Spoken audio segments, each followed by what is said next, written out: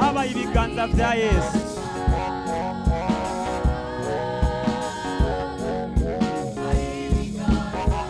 Muri ibyo biganza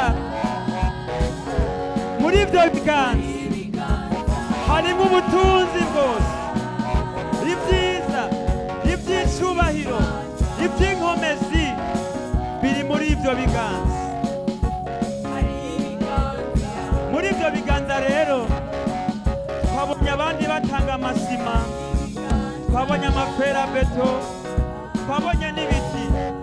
Natwe dushizemo ukuboko kuko hari ibiganza vya Yesu. Ibyo bikwiza ibidakwiye. Yesu nashimwe. Ibyo biganza byuzuza ibituzuye. Yesu nashimwe. Kuko hari ibiganza bitanga ibyiza. Ibiganza bidutabara. Ibiganza bitugumije baririmbe. Muhumure mureme biriho. Bakozi b'Imana mureme hari ibiganza bizobashikana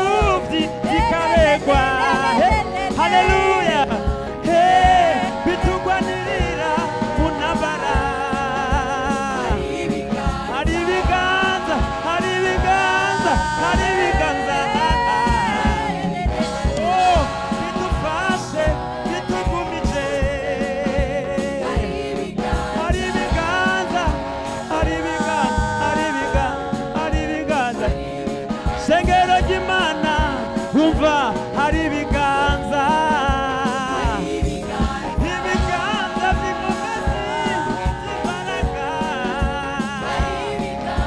naco muzoba hari ibiganza bibagumije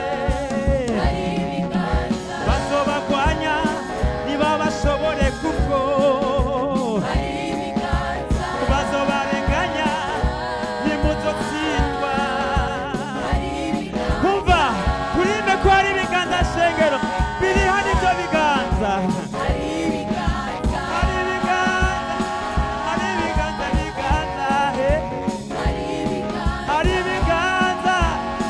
dushikana hirya bizoduhuza n'Imana yatuvuze ko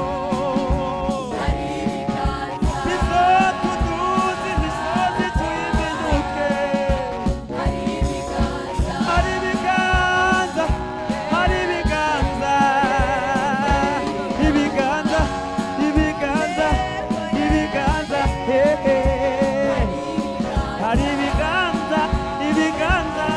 hari ibiganza basore bizobakwera haleluya